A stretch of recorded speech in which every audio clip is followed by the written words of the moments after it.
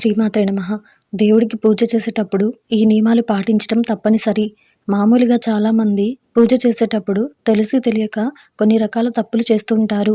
ఆ తప్పుల వల్ల అనేక రకాల సమస్యలను కూడా ఎదుర్కొంటూ ఉంటారు. అయితే పూజ చేసేటప్పుడు కొన్ని రకాల నియమాలు తప్పనిసరి అంటున్నారు పండితులు. మరి ఆ నియమాలేంటో ఇప్పుడు ఈరోజు మనం ఈ వీడియోలో చూసి వివరంగా తెలుసుకుందాం. అంతకంటే ముందు ఈ వీడియో కనుక మీకు నచ్చినట్లయితే లైక్ చేయండి, షేర్ చేయండి. అలాగే మరెన్నో ఇలాంటి ఆధ్యాత్మిక విషయాల కోసం మన ఛానల్ని సబ్స్క్రైబ్ చేసుకోండి.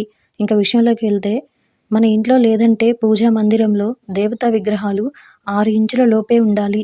అంతకన్నా పెద్దగా ఉండరాదు. మంత్రపుష్పం, సుప్రభాతం కూర్చొని చదవరాదు. ఈశ్వరుడికి పవలింపు సేవ నిలబడి చేయకూడదు. నుదుట బొట్టు, విభూది లేదా కనీసం బొట్టైనా లేకుండా పూజ చేయకూడదు. ఈశ్వరుడికి, గురువుకి ఒక చేతితో నమస్కారం చేయరాదు. అలా చేస్తే పై జన్మలో చేతులు లేకుండా జన్మించటం, చేతులు పోవడం కానీ జరుగుతాయి. అలాగే ఈశ్వరునికి వీపు చూపరాదు. ఈశ్వరుడి ఎదురుగా నిలబడి ఆత్మ ప్రదక్షిణ చేయరాదు. ఈశ్వరుడికి చేసే దీపారాధన పరదేవతతో సమానం. కాబట్టి ఆ దీపారాధనతో పుల్లలు కానీ, సాంబ్రాణి కడ్డీ కానీ, హారతి కర్పూరం కానీ, మరి ఏదైనా కానీ వెలిగించకూడదు. పూజా సమయంలో ఈశ్వరుడు మనకంటే ఎత్తులో ఉండాలి. అలానే పూజా వస్తువులు కుడివైపు నుంచి తీసుకోవాలి. ఎడమ చేయి పూజా విధులలో నిషేధం. ఆచమనం చేసేటప్పుడు శబ్దం రాకూడదు. ఈశ్వర నిర్మాల్యం కాలితో తొక్కరాదు.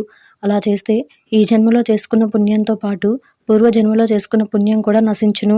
ఇకపోతే స్త్రీలు చేయకూడని కొన్ని పొరపాట్ల విషయానికొస్తే, స్త్రీలు తులసి దళాలు తుంచరాదు. పురుషులు మాత్రమే తుంచవలను. పౌర్ణమి, అమావాస్య నాడు, రవి సంక్రమణ, తైలాభ్యంగన స్నానం చేసినా కూడా, త్రిసంధ్యల కాలంలో, మైల రోజులలో రాత్రి ధరించి ఉన్న దుస్తులతోనూ స్నానం చేసి శుభ్రమైన వస్త్రం ధరించకుండా తులసిని తుంచినా కూడా మహాపాపం. అలాగే స్త్రీలు జుట్టు ఒరబోసుకుని ఇంట్లో తిరగకూడదు. ఇలా స్త్రీలు చేస్తే ఇంటికి, ఇంట్లో ఉన్న వారికి అశుభం. ఇలాంటి ఇంట్లో లక్ష్మీదేవి ఉండదు. అంతేకాకుండా స్త్రీలు జుట్టు విరబోసుకుని భర్తకి కనపడరాదు. అలా కనబడితే భర్తకి గండం.